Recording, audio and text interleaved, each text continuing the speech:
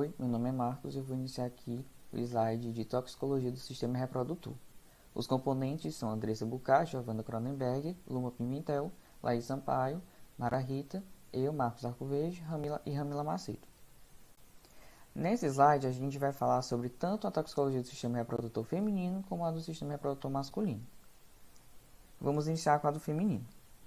De uma maneira geral, a gente sabe que a toxicologia do sistema reprodutor ele vai ser um assunto que ele é muito importante de ser abordado, porque ele é de interesse principalmente da população de risco.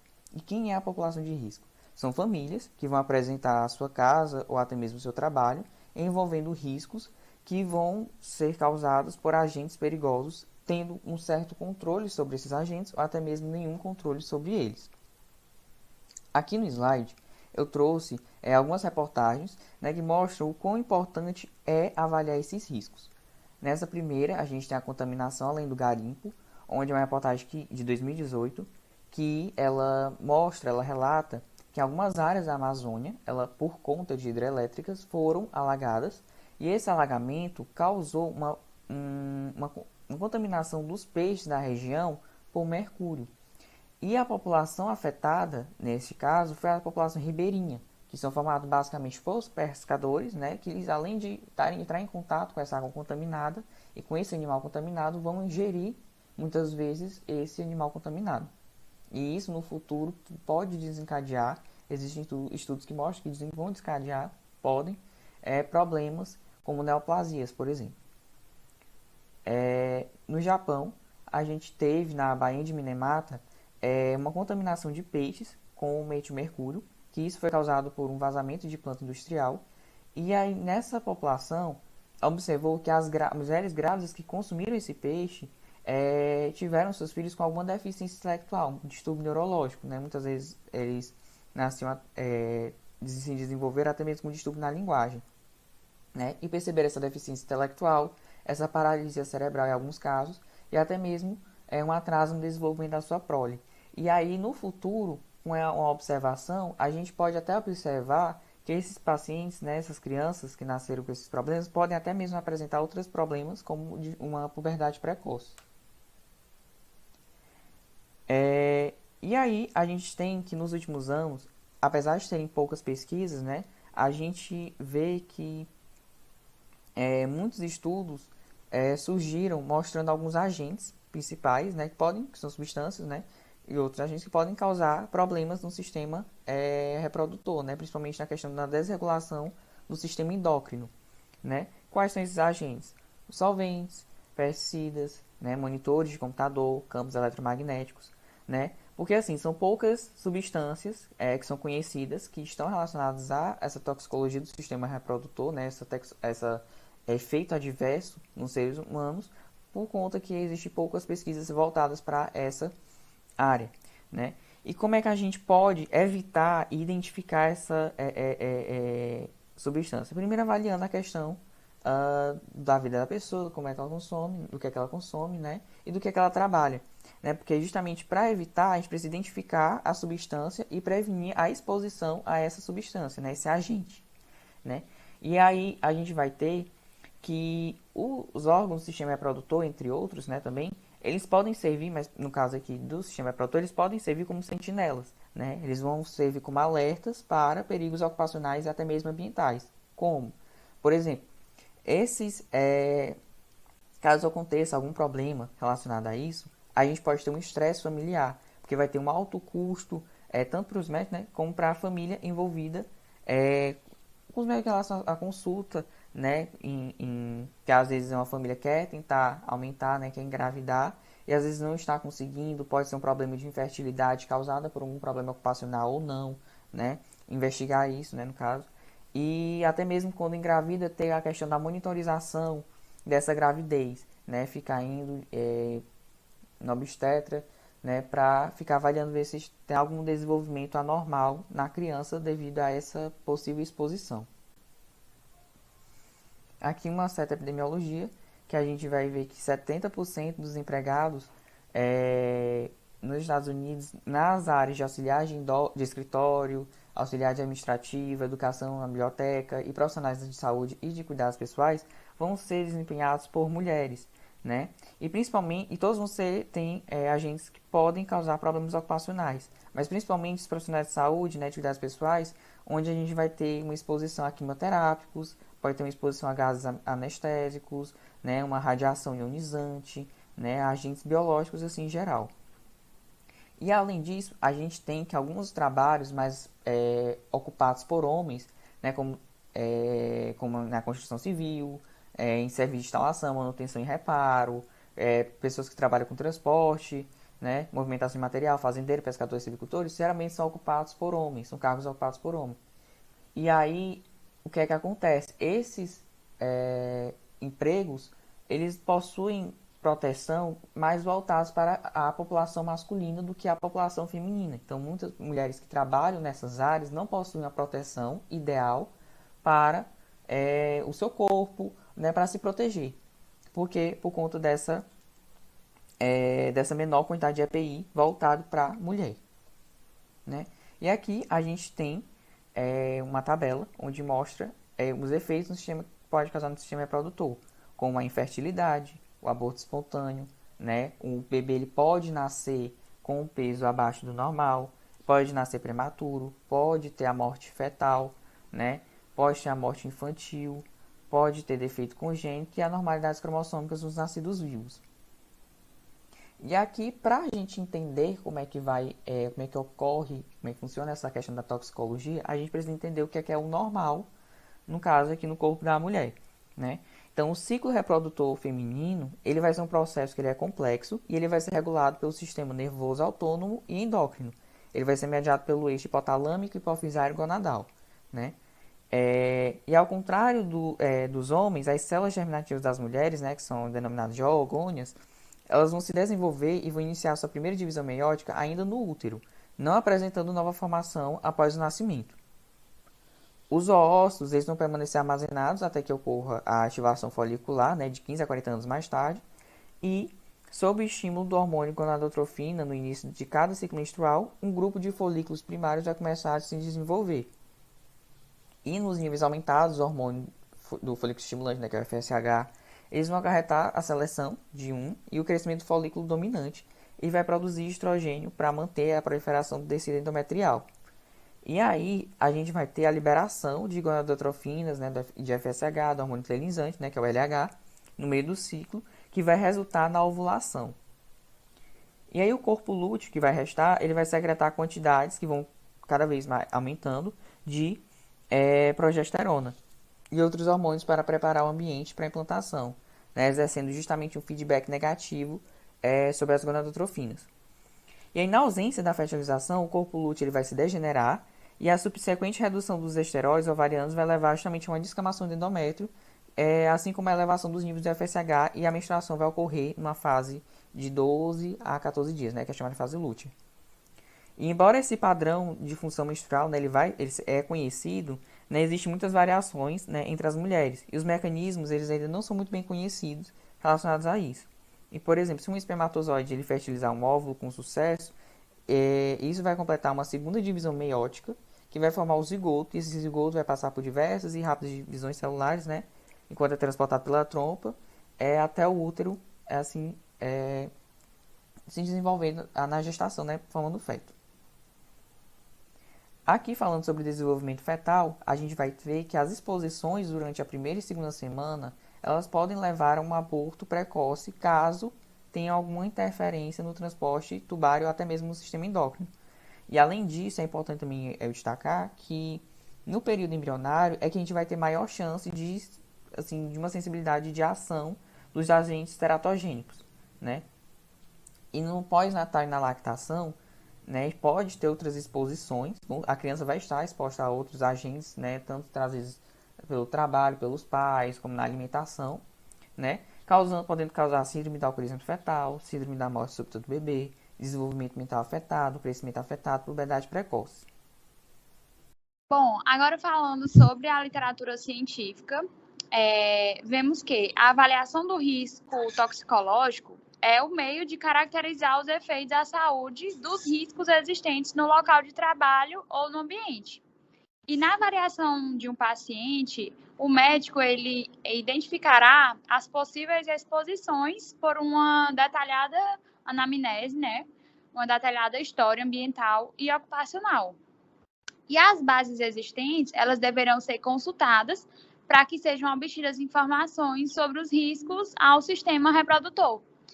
Além disso, os estudos com animais, eles são bastante importantes, né?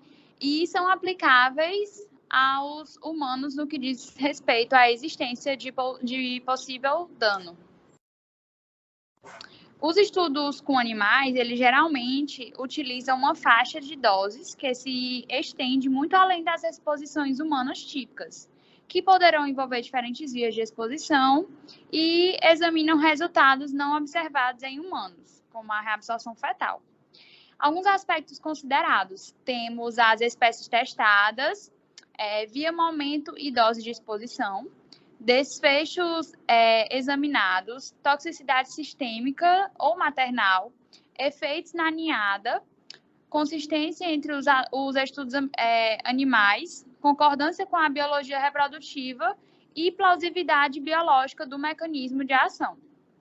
E um dos objetivos é tentar determinar o nível de efeito adverso não observado, que representa a dose mais elevada, na qual não são observados efeitos biologicamente adversos, ou o nível mais baixo do efeito adverso observado.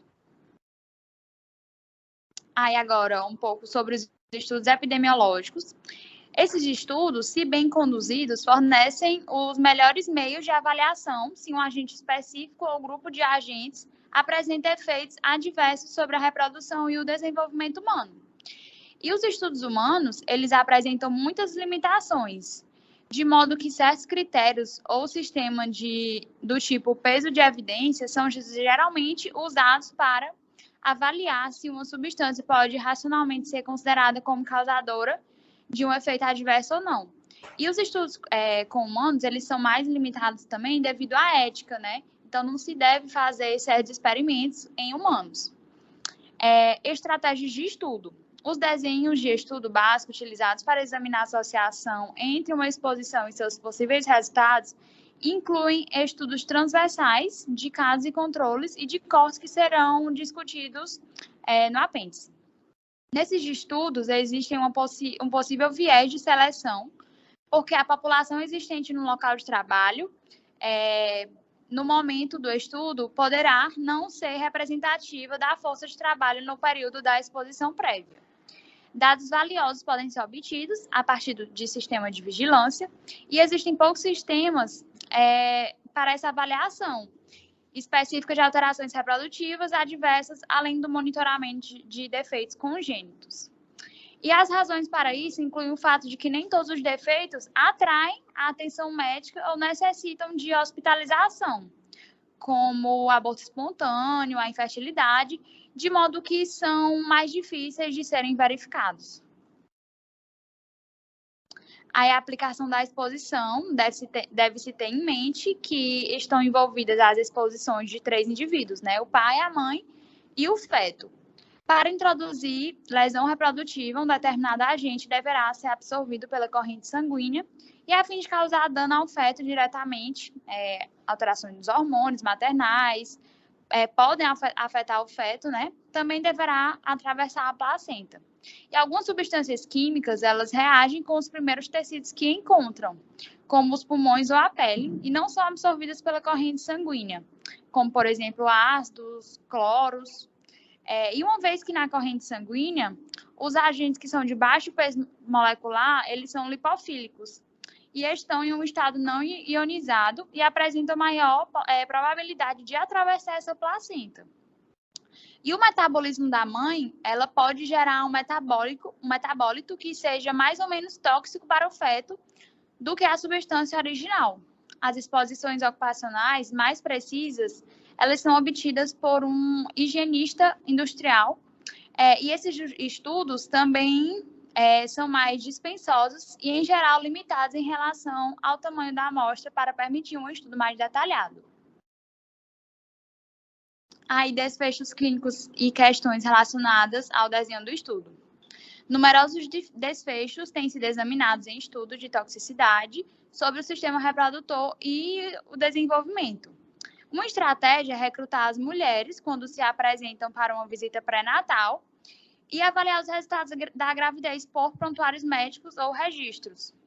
E as mulheres que experimentam abortos anteriores e estão preocupadas com uma exposição, elas poderão procurar ajuda médica antes que aquelas que não tiveram nenhuma perda. E os estudos têm sido realizados para colher amostras de urina para avaliar a GCH e o abortamento precoce. Aí, dando continuidade, ao contrário da perda fetal, as anomalias congênitas não são comuns e, portanto, usam-se geralmente o desenho de estudo de casos e controles. E as principais preocupações com esse tipo de estudo são a identificação dos casos relevantes, a seleção de controles apropriados e o possível viés de memória. E será útil distinguir entre os natimortos pré-parto e periparto, pois é provável que um efeito tóxico esteja relacionado com a morte intrauterina. E o estudo desses efeitos requer uma determinação precisa do dia da ovulação e avaliação dos padrões hormonais. As idades da menarca e da menopausa definem a duração da capacidade reprodutiva natural, né, de cada mãe. Estão relacionados com outros desfechos também, como no caso do câncer de mama. E esses tipos de estudos se tornaram relativamente fáceis de serem conduzidos em grupos de base populacional, pelo recente desenvolvimento de ensaios laboratoriais de amostras seriadas e de custo-efetividade de metabólitos hormonais uterinos. Riscos sobre o sistema reprodutor. Os agentes que foram comprovadamente considerados como tóxicos para o sistema reprodutor humano, além de medicamentos, eles são poucos e incluem a radiação ionizante, mercúrio, chumbo e bifenilas policloradas. E os gases anestésicos induziram perda fetal e defeitos congênitos em animais, em estudos recentes, né? Embora falhos, sugeriram efeitos em humanos. E os profissionais de saúde, eles podem ser expostos a outros riscos, incluindo agentes biológicos e fármacos antineoplásicos. E os trabalhadores envolvidos na fabricação desses fármacos também podem ser colocados em risco. Os pesticidas, né, são usados em todo o mundo e representam diferentes classes, como inseticidas, herbicidas e fungicidas. E alguns, inclusive, podem ser desreguladores do sistema endócrino. E algumas evidências crescentes mostram que os poluentes do ar podem estar associados a ocorrências adversas na gravidez a nível populacional, incluindo baixo peso no nascimento, parto prematuro e até mesmo a morte do bebê.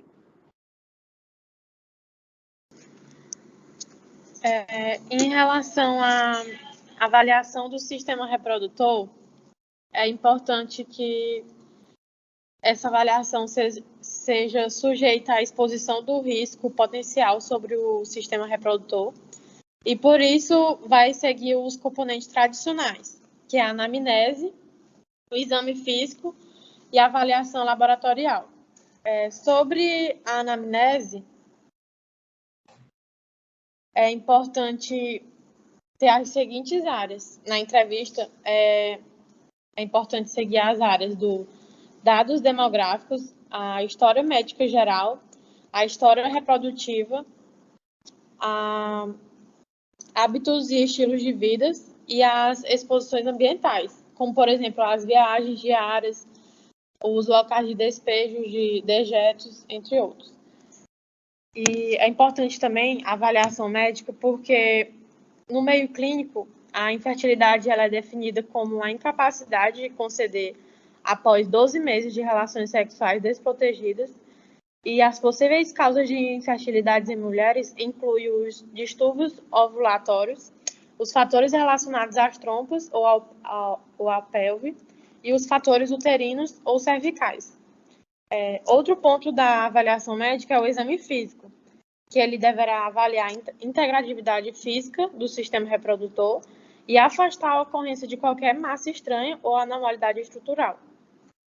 Sobre o exame de laboratório, é importante que o perfil hormonal ele é obtido pela avaliação da possível perda fetal, da função ovariana, que é os metabólicos da progesterona e do estrógeno, e da função hipofisária, que é os hormônios LH e FSH. E, além disso, é necessária uma atenção especial em consideração à avaliação médica, no caso da infertilidade, da avaliação de risco toxicológico, que nessa investigação deve incluir a identificação do risco a qualquer agente nocivos que o paciente possa vir a ser exposto, a partir da elaboração de uma história ambiental e ocupacional detalhada durante a consulta. E, em seguida, deverá incluir a avaliação do risco para determinar se uma determinada substância ou um agente físico pode representar um risco ao sistema reprodutor por meio da consulta e a literatura. E, em seguida, pode incluir também, nessa avaliação de risco, a avaliação da exposição, que ela é realizada estimando o nível da exposição a partir da história ocupacional do paciente, de rótulos dos produtos, de fichas de informação de segurança de produtos químicos e dos dados de higiene industriais. Pode também incluir a caracterização do risco em relação aos seus efeitos sobre o sistema reprodutor. E é importante também o controle de risco reprodutivo para a paciente, que ela pode incluir a prioridade. As seguintes ações poderão ser consideradas para o controle do risco para uma determinada situação envolvendo um risco ao sistema reprodutor, que é a redução ou eliminação da exposição, substituição dos objetos de risco por agentes mais seguros, melhoria dos controles da engenharia, práticas de trabalho mais seguras e equipamento de produção pessoal.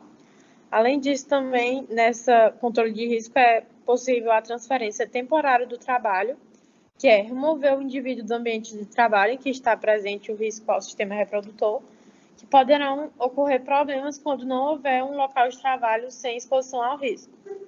Portanto, essa remoção deverá ser considerada no caso de uma situação de alto risco, cuja redução da exposição não seja possível. E, além disso, a licença à saúde, que é ou afastamento previdenciário à licença. Pode passar. Sobre as questões... Pode passar, mano. Sobre as questões legais e a padronização do local de trabalho, é importante citar esse termo, que é OSHA, que ela tem a prerrogativa de promulgar padrões que protejam os trabalhadores dos efeitos adversos à saúde, incluindo os efeitos ao sistema reprodutor, resultantes dos riscos no local de trabalho. Entretanto, apenas poucos agentes estão inseridos nesse padrão, que são parcialmente baseados nos riscos ao sistema reprodutor. E o processo de avaliação de risco simplificado poderá ser implementado em qualquer local de trabalho que apresente possíveis riscos ao aparelho reprodutor.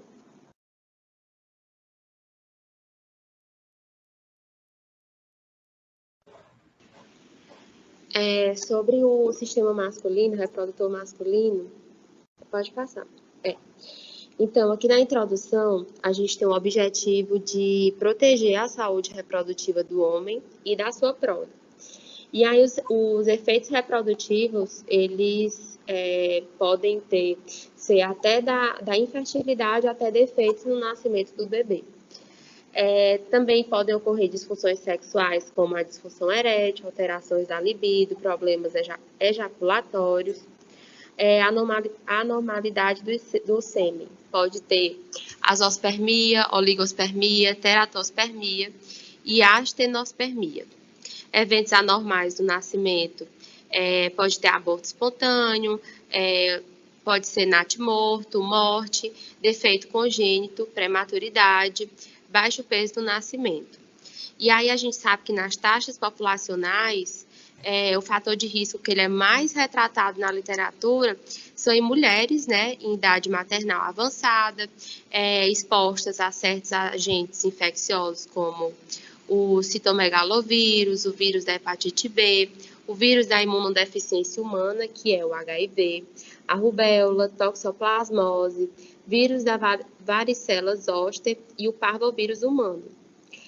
Também tem tratamento do câncer, né, como o medicamento chamado metotrexato, esforço físico extenuante e certos agentes ambientais, como exposição ao chumbo e radiação ionizante.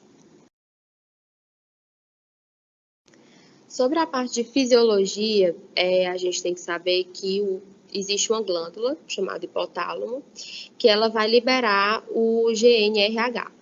E aí esse GNRH, ele estimula a adenohipófise, que ela vai promover a liberação do LH e do FSH.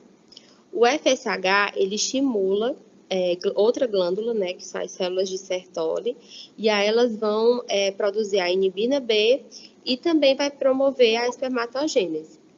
O LH, que é outro hormônio, ele vai estimular as células de Leydig a produzir testosterona, e aí essa testosterona, ela faz o feedback negativo lá na hipófise, né? Então, regulando aqueles hormônios citados anteriormente, que é o FSH e o LH.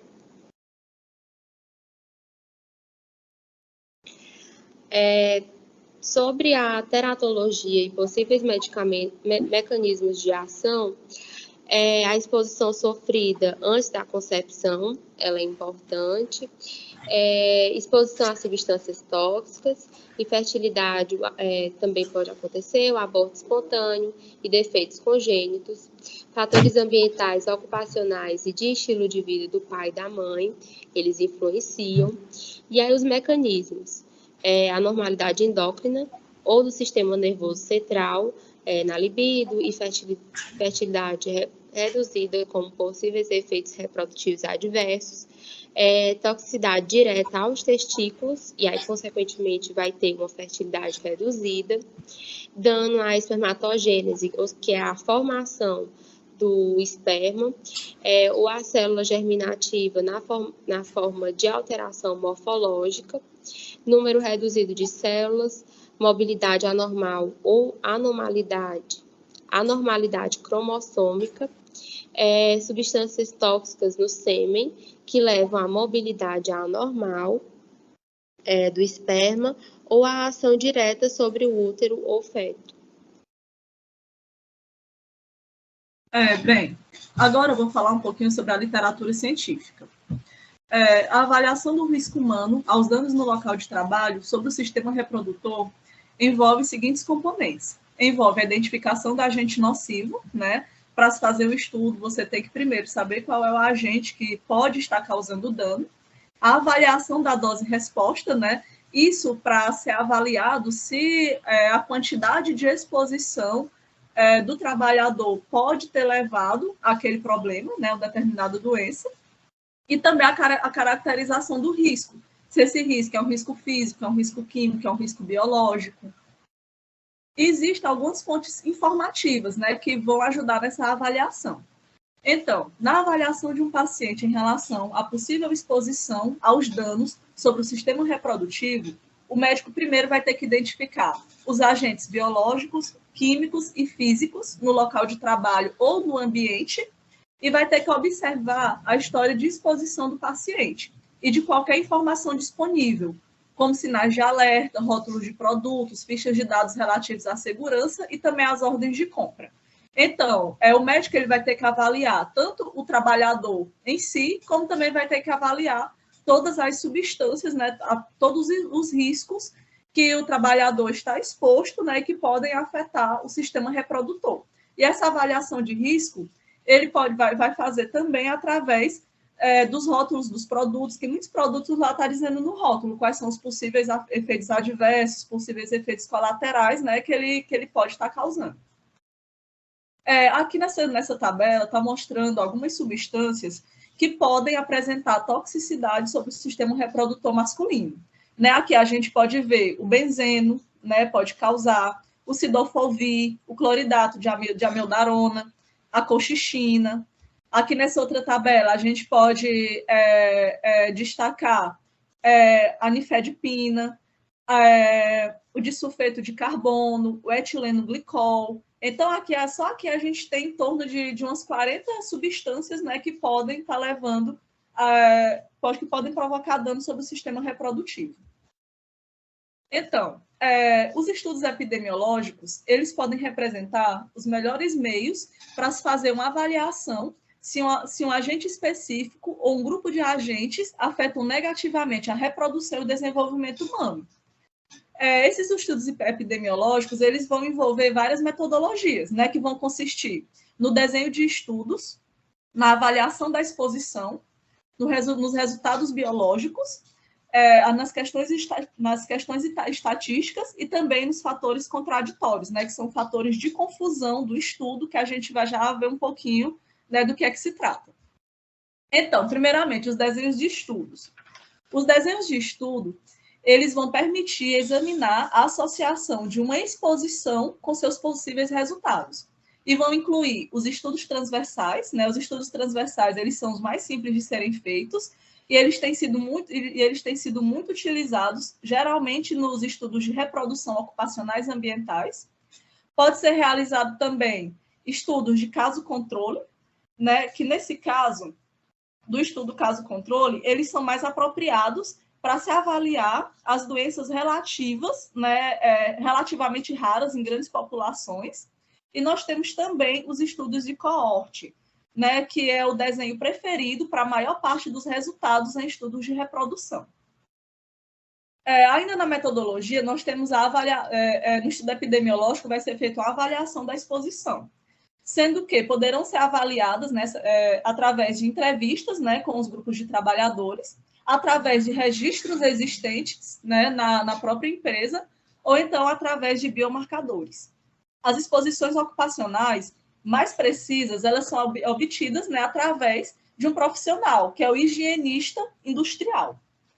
A avaliação laboratorial da exposição, ela poderá ser feita em um estudo prospectivo, ou a partir também de amostras biológicas, e fornecerá uma quantificação da exposição com a menor probabilidade de interferências, né? As avaliações de amostras biológicas, elas fornecem uma indicação da dose interna que poderia ser biologicamente mais relevante. Também é importante considerar o período de exposição em um estudo epidemiológico. Em relação aos resultados biológicos, existe uma qualidade variável na detecção e na avaliação de resultados biológicos nos estudos de toxicidade sobre o sistema reprodutor masculino.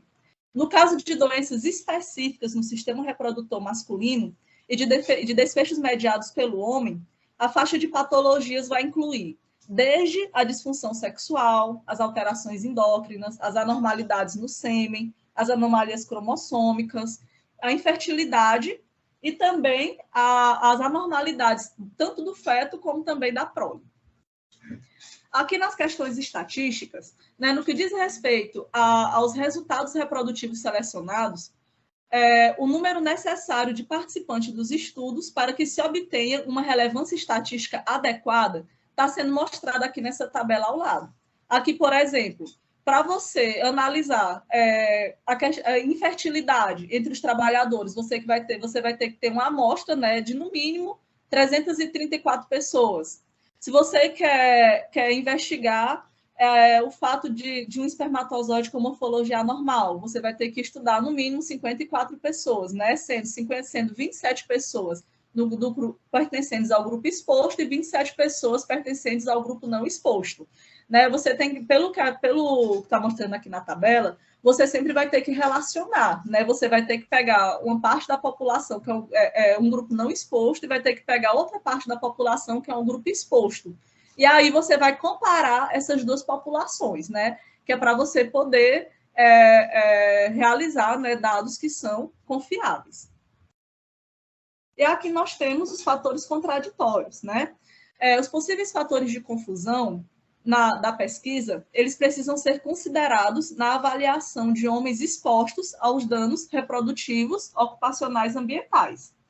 Para que um fator ele seja considerado de confusão, ele deverá estar relacionado tanto ao resultado, como também à exposição no estudo de interesse. Aqui, existem alguns fatores de confusão que vão incluir características pessoais, né? Por exemplo, a idade paternal, a idade do pai, condições médicas, como, por exemplo, infecção recente, algum trauma às gônadas, comprometimento do sistema imune, febre alta. Outro fator de confusão no estudo é o uso de drogas, né? O fato de o homem usar drogas, isso vai ter algumas repercussões que podem afetar a reprodução, que não estão relacionadas ao ambiente ocupacional, o uso de drogas como maconha, estrogênio, ciclofosfamida, e também os hábitos do próprio homem também vão interferir nesses resultados, como, por exemplo, o tabagismo, o uso de álcool e também o uso frequente de sauna e banheira de água quente.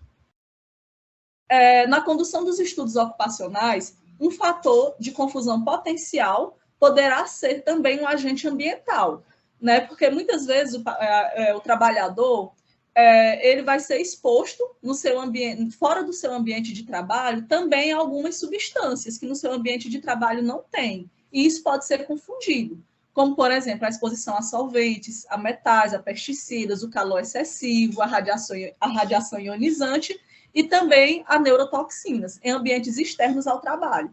Então, isso são alguns fatores que podem levar, né, a uma confusão dos dados que foram obtidos. Poucas substâncias químicas têm sido estudadas adequadamente em termos de seus efeitos reprodutivos. Existem mais evidências disponíveis a partir de estudos animais do que em humanos, e nem sempre podemos fazer essa extrapolação direta para o homem. Os agentes que tiveram sua toxicidade confirmada sobre o sistema reprodutor humano, além dos medicamentosos, são poucos e incluem o DBCP, a radiação ionizante e o chumbo. O DBCP é um nematicida associado a anomalias reprodutivas. Foi o primeiro surto documentado de um dano ao sistema reprodutor masculino no local de trabalho, onde esses trabalhadores, né, expostos em indústrias químicas apresentaram toxicidade testicular dependente da exposição. Esse composto representa uma das poucas substâncias comprovadamente tóxicas ao sistema reprodutor masculino e representa um estímulo para o aumento subsequente das pesquisas sobre o sistema reprodutor masculino no ambiente de trabalho. O chumbo é um dos agentes ocupacionais e ambientais mais estudados e apresenta amplo espectro de efeitos sobre múltiplos sistemas orgânicos. O chumbo orgânico, diferentemente da forma inorgânica, podem ser absorvidos pela via dérmica, causando a disfunção sexual, como, por exemplo, a libido reduzida, função erétil anormal e ejaculação precoce, o qual foi observada nos relatos de caso após a ingestão de alimentos contendo chumbo orgânico. Os disruptores endócrinos são substâncias químicas industrializadas que podem causar danos à saúde por interferir no equilíbrio hormonal normal de homens ou animais. Os mais estudados são o PCB, as dioxinas e os pesticidas. Atenção maior ficou para as pesquisas sobre os efeitos carcinogênicos, neurológicos e imunológicos causados por essas substâncias na saúde. A sugestão de possível imunossupressão é proveniente do fato de que certos disruptores endócrinos alteram os tipos de linfócitos presentes na corrente sanguínea. A exposição à acetona em uma fábrica americana de pesticidas causou oligospermia nos trabalhadores. O uso de disruptores endócrinos durante a gravidez pode aumentar a incidência de anomalias genitais não malignas na prole de ambos os sexos. Os fitalatos representam um tipo mais recente de substâncias químicas que está sendo considerada como disruptores endócrinos. São usados na produção de centenas de itens, como roupas plásticas, produtos de cuidado pessoal, detergentes, adesivos e pisos vinil. Outros disruptores endócrinos com possível efeito sobre o sistema reprodutor masculino é o CB153, o organoclorado poluente e tem sido associado à redução da mobilidade do esperma entre pescadores que possuem uma dieta rica em gordura de peixe. Então, a avaliação reprodutiva, né, do sistema masculino. Então, ela vai seguir a fórmula tradicional de se obter a história, né, realizar o exame físico e fazer a avaliação laboratorial. Então, de início, é muito importante a gente saber qual é a definição de infertilidade, né, que no caso seria a incapacidade de conceber após 12 meses de relações sexuais não protegidas. Então, as causas de infertilidade são 40% devido a fatores masculinos e 40% a femininos e 10% de etiologia desconhecida. Então, assim, na história médica vai ser avaliado, né, os dados demográficos, a história médica geral, o uso de drogas, o hábito desse homem, a história ocupacional e o histórico ligado à reprodução. E aí, no exame físico, a gente iria avaliar, né, a integridade física do sistema genital, né, afastando qualquer ocorrência de alguma massa, ou então a anormalidade estrutural, presença de caracteres secundários, se tudo ocorreu certo, né, o histórico, o tamanho do testículo e a maciez da próstata. Sim, então, aí é importante também avaliar o sistema hormonal, né? O FSH, o LH, a testosterona e a amostra de sangue. E sobre essa amostra de sangue, a gente tem que tomar um pouco de cuidado para que ela seja feita no mesmo horário todos os dias, né? Para fazer a avaliação padronizada. É importante também analisar o sêmen, né?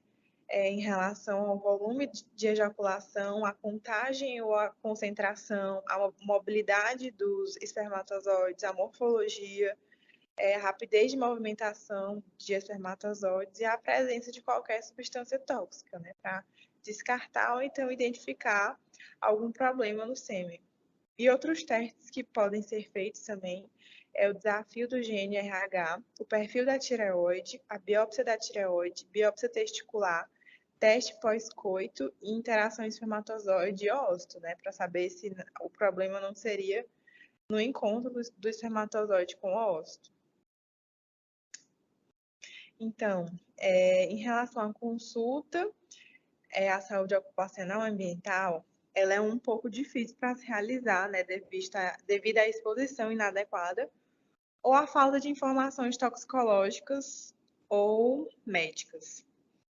Em relação à comunicação dos riscos relacionados à reprodução, é muito importante que o médico tenha uma comunicação verdadeira com o paciente, transparente e sigilosa.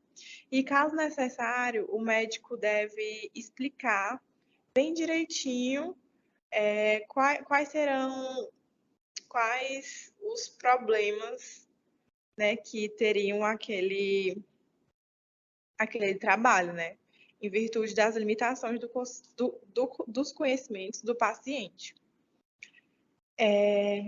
E existem também algumas recomendações, né, para o controle da exposição, né, que seria a redução ou então a eliminação da exposição, né, que seria a pessoa parar de trabalhar, a transferência temporária de trabalho ou a remoção da área de exposição, a licença de incapacidade em caso de exposição ocupacional, né, seria por um certo período de tempo, ou então a remoção permanente do indivíduo do trabalho ou do ambiente de exposição, né, que no caso essa última opção seria realmente na última tentativa de não ter para onde correr.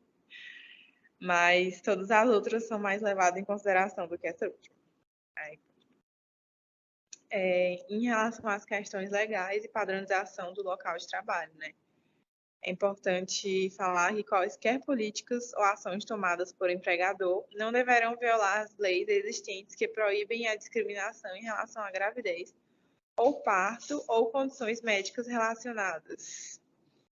Então, a OSH tem um mandato, né, para promulgar padrões que protegem os trabalhadores dos efeitos adversos da saúde resultantes dos perigos no local de trabalho. Entretanto, apenas 4 agentes estão referidos na normatização, né, que são baseados parcialmente nos efeitos reprodutivos. E aí tem muitos outros agentes que não são baseados em resultados relacionados à reprodução. E aqui estão nossas referências.